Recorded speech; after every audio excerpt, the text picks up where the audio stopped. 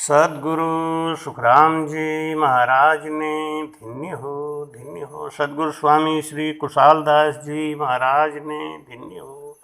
संत Dnyaneshwari by जी महाराज ने धन्य हो। राम जी राम महाराज। भटकत भटकत नीठ मिल्यो है, मानव तन अवतारा। सुर नर देव सकल शोभंछे, मिले न दूजी बारा। महाराज कहते हैं कि भटकत भटकत नीठ मिल्यो है। कहाँ भटक रहे थे? 84 लाख योनि में ये जीव भटक रहा था।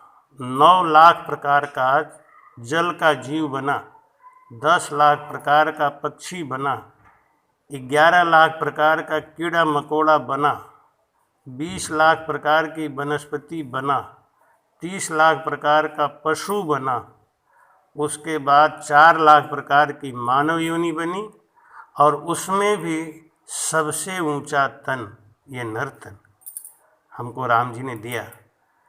क्यों? सबसे ऊंचा तन क्यों है? क्योंकि इसमें परमात्मा की प्राप्ति हो सकती है।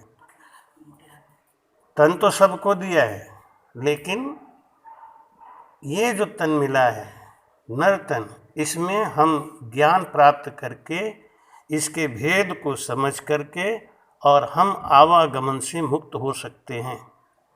ऐसा ये कीमती तन है। तुलसीदास जी कहते हैं, साधन धाम मुख का द्वारा। साधन धाम मुख का द्वारा, पाही न जे पर लोक सुधारा। ये ऐसा कीमती तन है। ये क्या है? एक साधन है। किसका? मोक्ष जाने का। ऐसा ये तन मिला है हमको आज, और हम उस तन को देने वाले परमात्मा को याद नहीं करते। हम इस तन की शोधना नहीं करते। कथा सुनते हैं। कथा है क्या? कथा किसको कहते हैं? क माने होता है काया, था माने होता है थाह लगाना। असली कथा तो ये है। बाकी जो कथा है वो तो किस्से हैं, कहानियाँ हैं। एक कोई घटित हो गई चीज़, उसको कपोल कल्पित भी होता है और सत्यता भी होती है। जैसे महाभारत हुआ था, रामायण हुआ था, रावण वध हुआ था, लेकिन ये सब कथा है। और कथा जो लिखते हैं कि कथा सुनने से नहीं, कथा का थाह लगाने से, यानी काया को समझ लेने से हम आवागमन से मुक्त हो जाते हैं। महाराज जी लिखते हैं कि साधु भाई दीन जीन चोला किया, ताग ताग सब ही हम शोध्या, मरम इसी का लिया। साधु भाई दीन जीन चोला किया, बस्तर 7 इकट्ठा किया, 9 जागा सो कापी मेरे राम, 9 जागा सो कापी। तागो एक भर्यो सब माही, तागो एक भर्यो सब माही, ऐसी गुदड़िया पी। साधु भाई दीन जीन चोला किया, 1/60-300 टुकड़ा जोड़ जोड़ के कीवी, 900 तार 72 फुलड़ी, भांत भांत कर दीवी। साधु भाई दीन जीण चोला किया। इन कथा को भेद न पायो, सो नर मूढ़ गीवारा। कहे सुख राम घड़ी में क्या कहूँ, बह गयो काली धारा। साधु भाई जीन जीन चोला किया।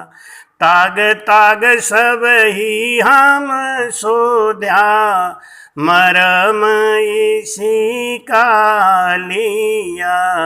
साधु भाई दीन जीण चोला किया। महाराज कहते हैं उस परमात्मा को धन्य है जिस परमात्मा ने हमको ये मनुष्य तन दे के भेजा। और हमारा काम क्या होना चाहिए? ताग ताग सब ही हम सोध्या, अंदर में जाके इसके एक एक ज्ञान को सीखे। महाराज कहते हैं मैंने सीखा है, मैंने जाना है, मैंने उस परमात्मा को इस घट के अंदर पाया है। बस्तर सात इकट्ठा किया। सात बस्तर क्या है? सात धातु। सात धातु क्या है? महाराज कहते हैं कि ये हमारा जो चमड़ी है, ये मज्जा है, ये हड्डी है, ये केस है, और ये थूक लार वीर, ये जो है ना, ये सात धातु है। ये पृथ्वी तत्व और जल तत्व से बनते हैं। इसी के लिए महाराज कहते हैं कि वस्त्र सात इकट्ठा किया, और 9 जागा सो कापी। 9 जागा कौन? 9 दरवाजा। तागो एक भरियो सब माही। 9 दरवाजा कौन? 7 तो अपने, 2 कान, 2 आँख, 2 नाक, 6 एक मुंह, 7, और मल द्वार और गुदा द्वार। गुदा द्वार और पेशाब का रास्ता। महाराज कहते हैं ये 9 दरवाजे हैं। एक तो पेशाब का रास्ता, एक गुदा द्वार, एक मुंह, 2 नाक, 2 आँख और 2 कान। ये 9 दरवाजे। तागो एक भरो सब माही, ऐसी गुदड़ी आपी। 1/60 300 टुकड़ा, 361 टुकड़े जोड़ हमारे अंदर हड्डियों में 361 जोड़ हैं। 900 तार 72 फुड़वी। 900 नाड़ियाँ हैं जिसमें 72 मुख्य नाड़ी है। उसमें भी 3 मुख्य नाड़ी हैं, इला पिंगला और सुखमणा। तो 900 तार 72 फूली, 72 जो मूल नाड़ी हैं उसमें भी 3 जो मूल नाड़ी हैं, इनको मैंने शोधा। भांत भांत कर दीवी, इन कथा को भेद न पायो, सो नर मूढ़ गंवारा। नरतन पाके जिसने इस ज्ञान को नहीं सीखा, जो इस चीज को नहीं प्राप्त कर सका, वो गंवार है। उसने अपने जीवन को सब ठगा दिया। महाराज कहते हैं ना कि सौदागरी चला जीव सौदे, भरत खंड में आया। कई एक कर गया लाभ कमाई, कई एक मूल ठगाया। बोलो राम। महाराज कहते हैं इन कथा को भेद न पाए जिसने इस काया को नहीं समझा, सो नर मूढ़ गंवारा। और कह सुख राम घड़ी मैं क्या कहूँ, बैगव काली धारा। 84 लाख योनि में केवल ज्ञान न होने की वजह से भटक रहा है। तो महाराज कहते हैं गुरु सा दाता कोई नहीं, 3 लोक के माय। और करता को सुख राम कहें, सतगुरु दियो बताए। बोलो राम। महाराज कहते हैं कि हमको गुरु का एहसान मानना चाहिए। क्यों? गुरु से बड़ा दातार इस संसार में कोई नहीं है। गुरु क्या देता है? यही इस काया के अंदर परमात्मा बसते हैं, और राम नाम बसता है, उस सता बसती है, उसको खोजने की कला हमको गुरु देते हैं। ये कला संसार में कोई नहीं दे सकता, गुरु के अलावा ये कला कोई नहीं दे सकता। इसलिए कहते हैं कि गुरु सा दाता कोई नहीं, गुरु से बड़ा दातार कोई नहीं। वो हमको कथा सुना दिए, ज्ञान सुना दिए। कौन सा? इस काया की शोधना करने के लिए कि परमात्मा कहाँ हैं? तुम्हारे अंदर बस रहे हैं। राम जी कहाँ हैं? तुम्हारे अंदर बस रहे हैं। प्रगट कैसे होंगे? प्रेम प्रीत सु पाओ। प्रेम करोगे किससे? वो गुरु के द्वारा दिए गए शब्द से। तो वो क्या करेगा, जैसे दूध में घी छुपा हुआ है लेकिन वो मथने से बाहर निकलेगा, दूध को मथने से नहीं, दूध को जामन डाल के दही बना के उसको मथने से। तो जामन क्या है, ये गुरु को जब हम बनाते हैं तो गुरु से जो हमको शब्द मिलता है वो हमारा जामन है, और उस जामन को हमारे अंदर जब डालते हैं गुरु महाराज तो हमारा ये जो दूध तत्व का जीव था, जिसकी उम्र कम थी, दूध की उम्र कितनी है, 3 घंटे 4 घंटे, इसके बाद ये फट जाता है। अगर जामन मिला दें तो दही बन जाता है, उसकी उम्र बढ़ जाती है, और उसको मथना शुरू करें तो मक्खन बन जाता है, उसकी उम्र और बढ़ जाती है। और गरमा के अगर उसका देसी घी बना लिया तो 100 साल तक रख दो महाराज, खराब नहीं होता। और जिसमें भी मिलाओ उसमें मिलता नहीं, अलग ही रहता है। इसलिए महाराज कहते हैं कि धिन साधो भाई धिन धिन चोला किया, तार तार सब ही हम सोध्या, मरम इसी का लिया। 160 300 टुकड़ा जोड़ जोड़ कर कीवी, 900 तार 72 फूलड़ी भांत भांत कर दीवी। इन कथा को भेद न पायो सोनर मूल गवारा, कह सुखराम घणी मैं क्या कहूँ बह गयो काली, कह सुखराम घणी मैं क्या कहूँ बह गयो काली धारा। कैसे बह गया काली धारा कि इसने इस नर्तन की कीमत को नहीं समझा। ये नर्तन की कीमत को जो समझ गया, ये तन क्या है, ये विज्ञान है, ये ज्ञान है। और वैराग, जब ज्ञान और वैराग मिले तो विज्ञान होता है। और ये विज्ञान जो समझ गया वो सबसे बड़ा वैज्ञानिक हो गया। क्या विज्ञान है ये जो शरीर दिख रहा है हमारा, ये स्थूल शरीर है, इसके अंदर सूक्ष्म शरीर है, उसके अंदर कारण शरीर है, उसके अंदर महाकारण शरीर है, उसके अंदर कैवल्य शरीर है। 5 शरीर है हमारे अंदर। जो स्थूल दिख रहा है इसका पोषण कैसे होता है, ये अन्नमय कोश है। जो सूक्ष्म है वो प्राणमय कोश है, जो कारण है वो मनोमय कोश है, महाकारण है ये विज्ञानमय कोश है, कैवल्य क्या आनंदमय कोश। तो मैं कहते हैं कि प्राणमय कोश 10 इंद्रियों का पोषण करता है, मनोमय कोश ये मन को पोषित करे, विज्ञानमय कोश बुद्धि को पोषित करे, आनंदमय कोश अहम को पोषित करे। तो भोजन जो हम करते हैं ना, यही सार है। हमारे शरीर का पोषण होता है भोजन से। भोजन एक औषधि है। परमात्मा ने जब हमको ये शरीर दिया तो इस शरीर के पोषण के लिए औषधि बनाई। ये औषधि है, लेकिन कोई भी औषधि अच्छी हो या बुरी हो, उसको कैसे खाएं अगर इसका ज्ञान नहीं है तो औषधि असर नहीं करती, कितनी भी ताकतवर औषधि हो। ऐसे ही हम इस शरीर का पोषण करना जान जाए, ये कला जान जाए, तो हमारे अंदर आनंदमय कोश, हम आनंद में हमेशा रहेंगे, हम निरोगी रहेंगे। हम रोगी नहीं हो सकते। हम जब रोगी होते हैं इसका कारण क्या है, कै सुखराम रोग ही खाया फिर खाया सुई जावे। हम रोगी क्यों हुए, गलत खान पान से। अब ठीक कैसे होंगे, अच्छे खान पान से। महाराज कहते हैं युक्ताहार विहारस्य युक्त चेष्टस्य कर्मसु युक्त स्वप्नावबोधस्य योगो भवति दुःखः। बोलो राम। महाराज क्या कह रहे हैं, युक्ति से खाना खाए। कौन सा खाना खाना है, शरीर की क्या आवश्यकता है उसको देखते हुए। अब सब सामान है, औषधि है, ये जितने भी खाने का सामान परमात्मा ने हमारे लिए बनाया ये एक औषधि है। और उस औषधि को हमें संभाल के खाना चाहिए, ज्ञान से खाना चाहिए। दवा को गलत खा लिया तो दवा विष बन जाता है। दवा को विष बनने से रोकना है। तो वो दवा विष कैसे नहीं बनेगा, जब हम उसका सही उपयोग जान जाएंगे। महाराज कहते हैं कि जो हम भोजन करते हैं ना, तो उस भोजन से रस बनता है, रस से खून बनता है, खून से मज्जा और हड्डी बनती है, और उससे बनता है वीर, जो हमारे शरीर का ओज है, पावर है। जो हमारा शुक्राणु है, जो हमारा वीर है, वो हमारा पावर है, हमारी शक्ति है। ये भोजन का सार है। तो कहते हैं महाराज कि जैसा खावे अन्न वैसा हुए मन। जब हम गर्भवास में आए थे ना, तो 24 घंटे में जब माता पिता के डिंब और वीर्य का मिलन होता है तो 5 रात तक ये पानी का बुदबुदा बना रहता है। 10 दिन में ये बेर के समान सख्त हो जाता है।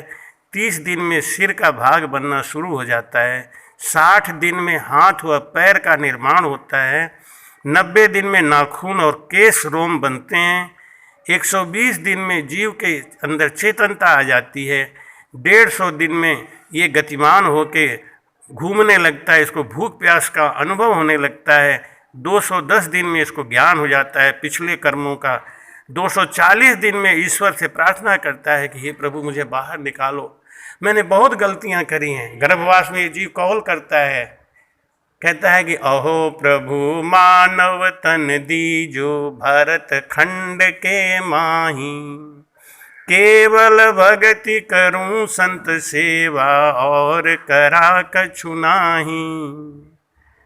अहो प्रभु मानव तन दीजो, क्यों? इस तन के अंदर 5 ज्ञान इंद्री, 5 कर्म इंद्री, ये 10 इंद्रियां हैं जिनका राजा है मन। ये 5 तत्वों से बना है शरीर। क्षितिजल पावक गगन समीरा, 5 तत्व रचित धर्म शरीरा।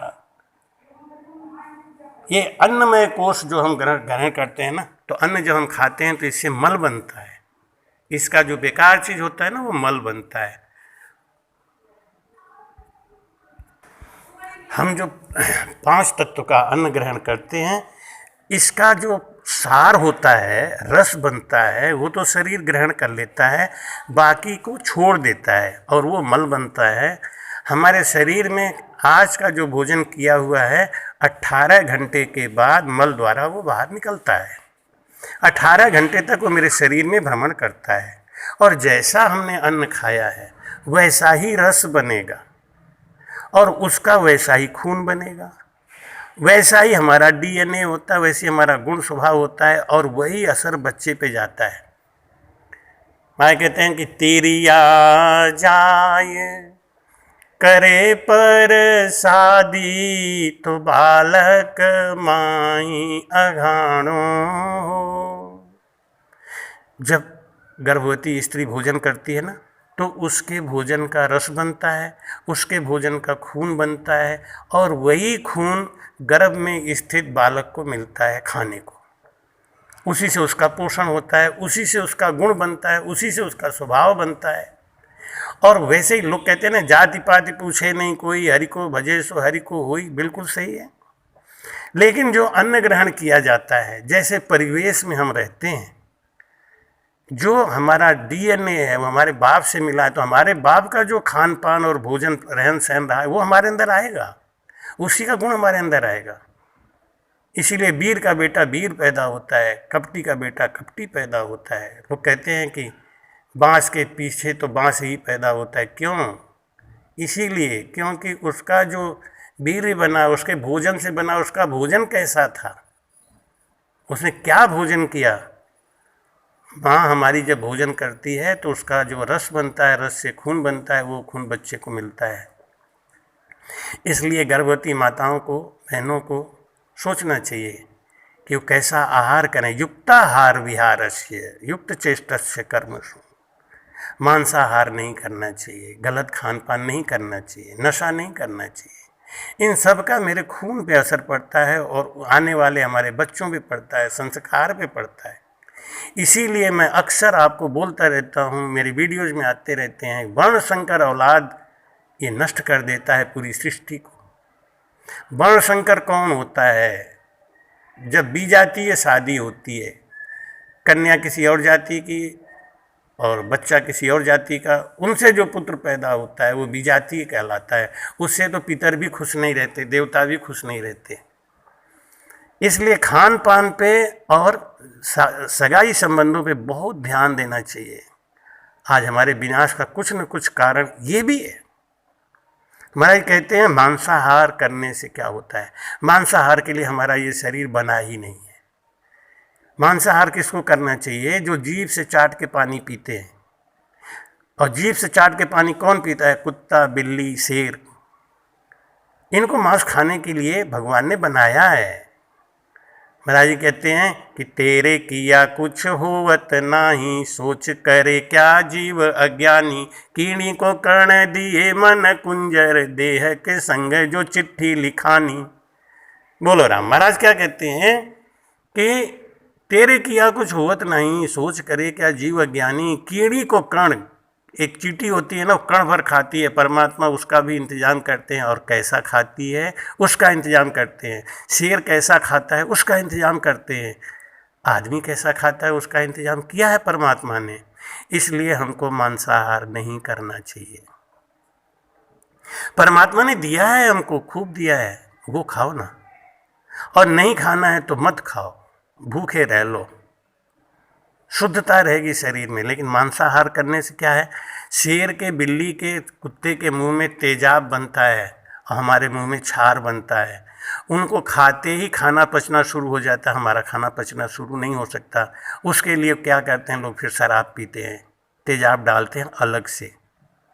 जितना मसाला और घी और ये सब डाल के आप मांसाहार बनाते हैं ना, उसका 10वां हिस्सा भी डाल के अगर आप पालक की सब्जी बना लें, अगर आप दूब घास का रस पी लें, तो आपके अंदर अथाह शक्ति आ जाएगी। घोड़े के अंदर देखा कितनी शक्ति है। हार्स पावर से नापा जाता है मोटर, लायन पावर से नहीं। क्योंकि लायन की जो शक्ति होती है ना, वो हर क्षण घटती जाती है। जिस समय लायन दौड़ता है अपने शिकार के पीछे, उस समय उसके अंदर बहुत शक्ति होती है। लेकिन जैसे जैसे शिकार के साथ वो भागता है, उसकी शक्ति कम होने लगती है, और 1 किलोमीटर जाते जाते शेर हताश होकर गिर जाता है। लेकिन घोड़ा नहीं गिरता। घोड़ा के ऊपर 5 सवारी बिठा दो, 10 किलोमीटर 20 किलोमीटर लेते जाओ, और टक टक एक स्पीड से जाता है। थकेगा तो रुक जाएगा, लेकिन स्पीड कम ज़्यादा नहीं होगी। ये ताकत किसकी है, ये शाकाहार की है। चना खाता है, दूब घास खाता है। हमको विचार करना चाहिए, हमको विचार करना चाहिए कि हमको कैसा भोजन करना चाहिए। हमको विचार करना चाहिए कि हमको कब खाना चाहिए, क्या खाएं, कब खाएं और कैसे खाएं। भाई कहते हैं, इसका जो विचार करता है वो संसार में इस तन को समझ गया, इस तन को जान गया। पराभक्ति और ज्ञान में तनिक नहीं कुछ भेद, नारायण मुख प्रेम है कहे शास्त्र अरुवेद। भाई कहते हैं, नारायण और ज्ञान में तनिक नहीं कुछ भेद। ज्ञान आ गया तो नारायण हो गए आप। ज्ञान आ गया खाने का, पीने का, रहने का, ये ज्ञान आ गया, बस हो गया काम। ये ज्ञान हमको गुरु महाराज सिखाते हैं, ये ज्ञान हमको गुरु महाराज देते हैं। अगर हमें गुरु महाराज की शरणागति मिल गई तो हम तर गए। हमें खान पान व्यवहार, कब उठना चाहिए, क्या खाना चाहिए। तो महाराज कहते हैं कि सुबह के समय में हमारी जो शक्ति होती है, जीवनी शक्ति, वो बहुत पावरफुल होती है। अगर इसको हम मोटा खाना देंगे तो भी पचा देगा। जो शरीर पोषित होते हैं ना, वो कहते हैं कि सुबह में मस्त भोजन करना चाहिए। कारण क्या है, जीवनी शक्ति बहुत बड़ी होती है, जो भी खाओगे पचा देगा, ये बात तो सही है। लेकिन अगर कोई गरिष्ठ भोजन नहीं करते, आप कोई रसाहार करते हैं, तो क्या होगा, क्या होगा उस समय, हमारी जीवनी शक्ति हमारे रोगों को, हमारे अंदर जो जमा है कचरा, उसको निकाल के बाहर कर देती है। हमारी जीवनी शक्ति सफाई के काम में लग जाती है और हमारे शरीर को निरोगी बनाने लगती है। इसलिए महाराज कहते हैं कि इस संसार में इस ज्ञान को जिसने समझ लिया कि हमें क्या खाना है, कब खाना है और कैसे खाना है, तो हम निरोगी रहेंगे। संसार में जितनी चीज़ें बनी हैं वो सब बनी हैं अच्छे के लिए, लेकिन किसको खाना है, कब खाना है, इसका जिसने ज्ञान कर लिया, बस वो जीत गया। और ये ज्ञान आता है, ये चमत्कार आता है गुरु महाराज के संग करने से। इसीलिए कहते हैं, गुरु सा दाता कोई नहीं, तीन लोक के माय, करता को सुख राम कहें, सतगुरु दियो बताए। उस परमात्मा को पाने का भेद हमें बताया महाराज ने। इसलिए गुरु के शरण में जाके, उनके चरण में पढ़ के, बस एक ही निवेदन करना चाहिए, क्या, लाखों को तारा है, मुझे तार सको तो जानो। ऐसे विरह करो, महाराज से निवेदन करो, क्या, लाखों को तारा है, मुझे तार सको तो जानू, गैरों को माना है, मुझे मान सको तो मानू, लाखों को तारा है, मुझे तार सको तो जानू, कामी हूँ क्रोधी हूँ मतहीन भिखारी हूँ, जैसा भी हूँ तेरा हूँ, स्वीकार करो तो जानू, लाखों को तारा है, मुझे तार सको तो जानू, अबलाति निर्बल हूँ, गुणहीन कलंकी हूँ, गिरवर को उठाया है, ये दीन उठे तो जानू, लाखों को तारा है, मुझे तार सको तो जानू, गणिका को तारा है, गजराज उबारा है, मुझे तेरा सहारा है, भव पार करो तो जानू, लाखों को तारा है, मुझे तार सको तो जानू, सब प्यार करें तुमको, तुम सबको प्यार करो, एक दास पड़ा दर पे, एक नजर पड़े तो जानू, लाखों को तारा है, मुझे तार सको तो जानू, हरि नाम जपे हरिजन, दे तन मन धन अर्पण, अनुभव की अरज लगी, बिनु भजन तिरे तो जानू, लाखों को तारा है, तो मुझे तार लाखों को तारा है, मुझे तार सको तो जानू। गुरु महाराज तो तारने का भेद बताते हैं। चले आपने पाँव धिन्न सो पंथ बतावे। गुरु महाराज खाली तारने का भेद बताते हैं। चले आपने पाँव, चलना तो अपने पैर से पड़ेगा। हम लोग क्या होता है ना, गुरु जी के ऊपर ही सब बोझा डाल के रख देते हैं कि ले हमने तो आपको गुरु बना लिया, अब आप ही तारो मारो चाहे कहीं भेजो। अरे महाराज ने ज्ञान दे दिया। क्या ज्ञान दिया? पहली बात तो ये ज्ञान दिया कि ये जो 5 तत्व का शरीर मिला है ना, ये बहुत कीमती है। इसके पोषण के लिए भगवान ने हमको औषधि के रूप में अन्न दिया है। ये 5 देव अन्न है। ये जो अन्न है ना, क्षितिजल पावक गगन समीरा, ये 5 देवता है। इनको समझना है। तो सुबह के टाइम में हमको रसाहार करना चाहिए, दोपहर के टाइम में हल्का भोजन लेना चाहिए, पेट को कुछ खाली रख के। यही है युक्ताहार। और जब भी भोजन करे तो विश्राम का समय हो तो भोजन करना चाहिए। अगर विश्राम का भोजन नहीं है, तो समय नहीं है, तो भोजन नहीं करना चाहिए। महाराज कहते हैं कि भोजन करने के बाद जो कार्य के लिए दौड़ता है, व्यापार के लिए दौड़ता है, काम के लिए दौड़ता है, उसके पीछे पीछे मृत्यु भी दौड़ती है। भोजन तभी करें जब विश्राम करने का समय हो। अगर विश्राम करने का समय नहीं है तो भोजन नहीं करें। रामायण में तुलसीदास जी लिखते हैं कि ऋषय संग रघुवंश मणि करि भोजन विश्राम। ऋषय संग रघुवंश मणि करि भोजन विश्राम। तो भोजन करे और भोजन करने के बाद आराम से सो जाए, विश्राम करे, चाहे आधा घंटा करे, लेकिन विश्राम जरूर करे। और भोजन करने के समय में जल का सेवन नहीं करें। ये भी देखिए, दवा के संग में ये है तो जल दवा है। एक आदमी को 6 लीटर से कम जल नहीं पीना चाहिए। सुबह उठते उठते 3 गिलास पानी जरूर पीना चाहिए।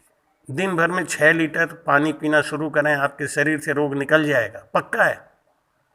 जल औषधि है। लेकिन खाना खाते समय अगर आपने भोजन के समय जल का ग्रहण किया ना, तो ये फिर जहर का काम करता है। खाना पचने नहीं देता, खाना सड़ने लगता है। और जिस पेट में खाना सड़ता है ना, वहाँ पे गंदगी मल ज़्यादा इकट्ठा होता है। जहाँ गंदगी और मल इकट्ठा होगा वहाँ रोग आएगा। इसी के लिए कहते हैं भोजन करें तो विश्राम करें और हफ्ते में एक बार उपवास करें।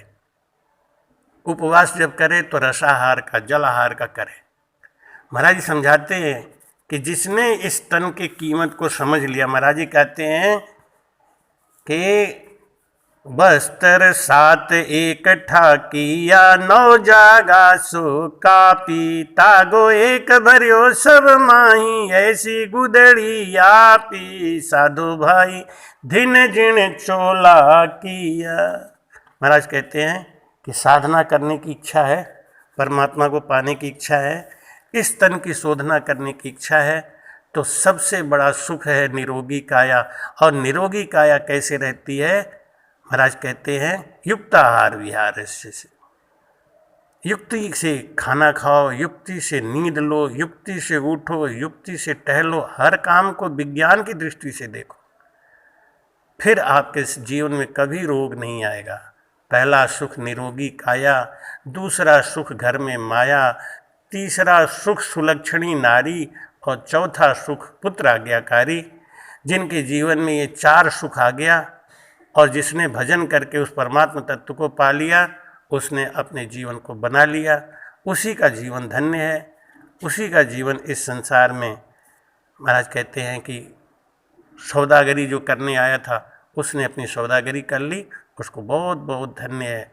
इसलिए इस जीवन में आके इन कथा को भेद न पायो, इस कथा को भेद को समझो। क्या कि सांसों सांस कहे हरि नाम, फिरे रसना मुख में दिन राति, धीरज ध्यान अडोल न डोले, आसन मारु कासो छाती, नाल समीसल राखत नाही, मोड़त अंगन बंदत बाती, मन को थोप पवन सुमेला, सूरत समोय निरत कर साथी, सुख राम कहे यूं ध्यान धरो, जो दीप के संग जलत है बाती।